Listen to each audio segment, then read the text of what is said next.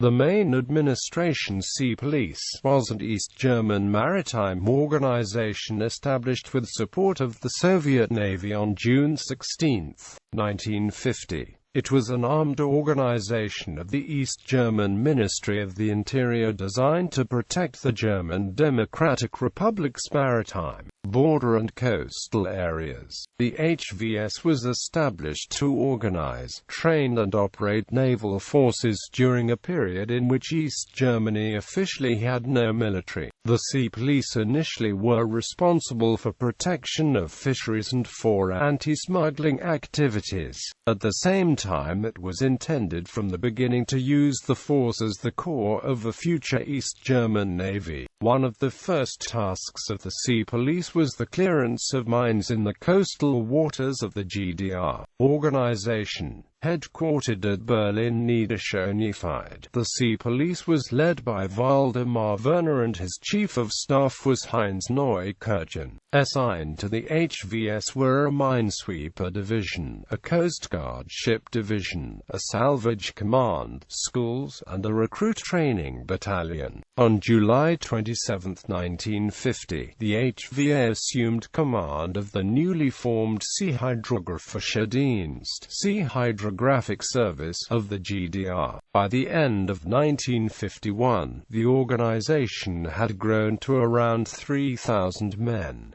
For political reasons it was a police organization in name only. All of its regulations and training procedures were modeled along Navy lines. Its uniforms closely resembled those of the World War II German Kriegsmarine.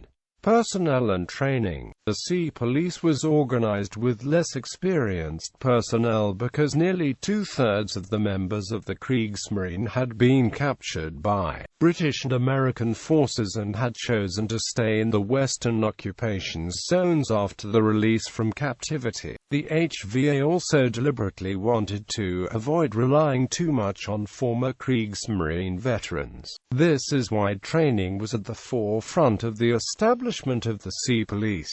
Establishment of the initial Sea Police began in March 1950.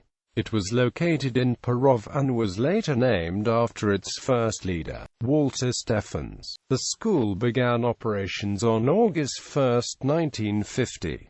Eventually a school for seamen was established at Kühlungsborn, a school for petty officers at Perov, and an officer training school at Stralsund, all on the Baltic coast.